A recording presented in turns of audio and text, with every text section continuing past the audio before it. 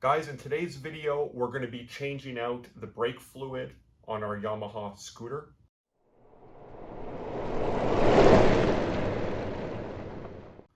As far as how often should it be changed, well, scooters and cars are going to be different. Cars, I do mine every 3 years.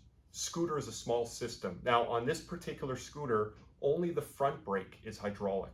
The rear brake is mechanical. It's a drum brake. Total fluid capacity on this system is not very much, and it's a very simple process to do. So my interval system is going to be at the end of every riding season. Once again, we have winter here. We don't ride in the winter. So come late fall, I'm going to flush and refill the brake system. As far as what kind of fluid to use, Yamaha recommends either .3 or .4 fluid.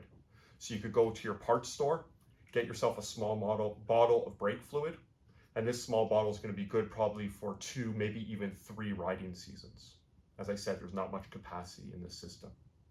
So because only the front brake is hydraulic, that's where our attention is going to be focused. So I'm going to go through the steps of opening up the brake fluid reservoir, opening up the bleeder on the caliper, and all the associated steps. So follow along, guys. Let's first locate our brake fluid reservoir. It's on the right-hand side when looking forward on the scooter, and the cover is fastened by 2 Phillips screws. I could already see the previous owner marred up the screws a little bit, so you want to be careful. It's probably a soft metal, so when choosing your Phillips bit, be careful you don't get one that's too small where you could possibly damage where the screwdriver goes. We will take our Phillips screwdriver and we will start to remove the 2 screws.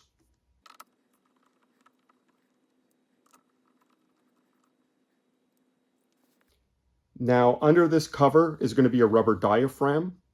Maybe put a rag around it in case there's going to be excess fluid coming out. We're going to pull our cover off. If this is the first time you're doing it, it might be a little stiff, so don't worry. You could pull on it. And here we could take our cover off, and you could see that rubber diaphragm on the inside. And here we see our fluid. Now, how do we know when fluid is bad? We got to remember, brake fluid loves moisture. It absorbs moisture, and that's what breaks it down and could cause failure to our braking system. So here we see it's very dark, which means it's contaminated, probably with some moisture as well as some other contaminants. So it's a good thing we're changing it out. So we're going to be draining the fluid. Now, we don't want to have to go through this whole reservoir out of the caliper bleed screw. So we could take our syringe and we could start to remove fluid from the reservoir itself. So we're already getting the vast majority out. Just keep in mind, don't drain it so far that you expose the orifice or the opening to the reservoir, as you could get air into the system, which could be problematic after when you're trying to bleed it out. So here I will take my syringe and I will start to pull a lot of that dirty old fluid out.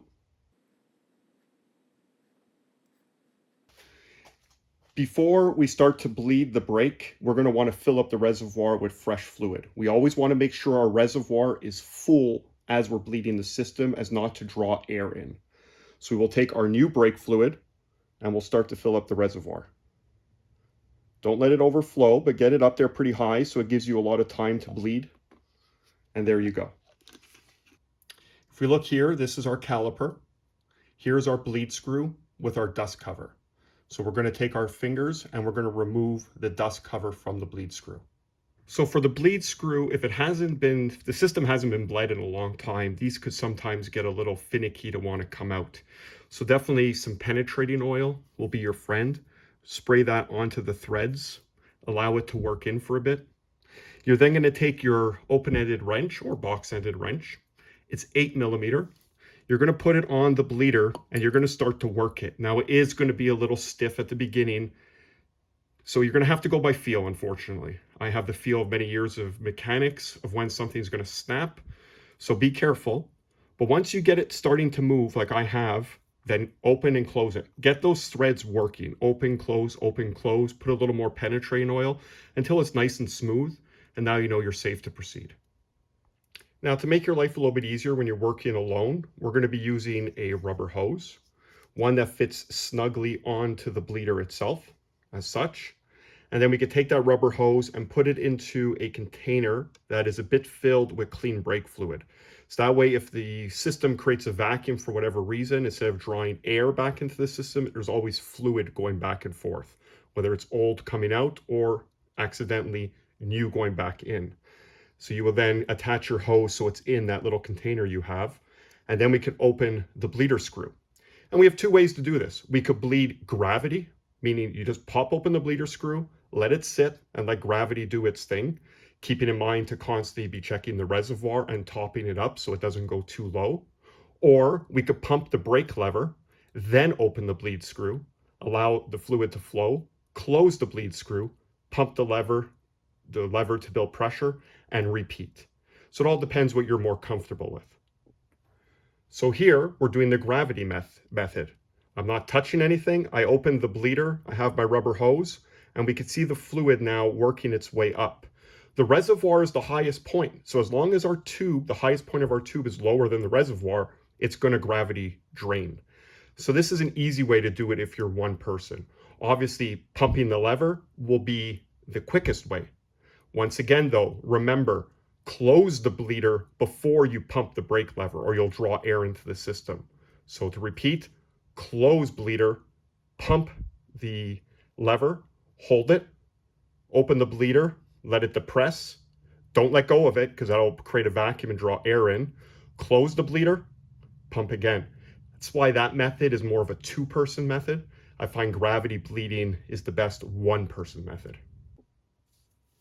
Once we've allowed the fluid to flow quite a bit and we only see clean fluid coming out of our hose, we know we've got all the old fluid out.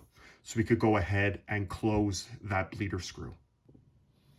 Once we've flushed our fluid, we've ensured there's no air in the system, we've cleaned up the work site, we're going to put our dust cover back on, very important, keep that bleeder clean.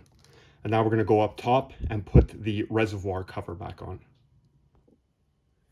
Now that we're ready to put the reservoir cover back on, let's clean the mating surface to ensure there's no contamination there that would impede a proper seal. We're going to orient it the right way and we're going to place it down. Make sure your reservoir is not too full because when you put the diaphragm in, if it is, you're going to have liquid coming out. Always a good idea to keep a ride close by, as we know brake fluid does destroy paint. Put our reservoir in place. Make sure there's no spills. And now we could go ahead and put our two screws back in, ensuring not to over tighten. We don't want to strip them out.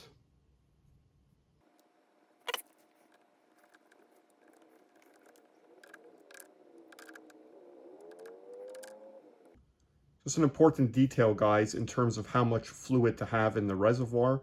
If you look on the side of the cockpit, you're going to have a sight glass with a minimum line. So you're going to want the fluid at least to that minimum line. There you have it, the replacement of the brake fluid on our Yamaha scooter. I hope you guys enjoyed this video and you were able to learn some good tricks. If you have any questions or comments, please leave them down below and I'll do my best to respond. Thanks a lot for watching, guys.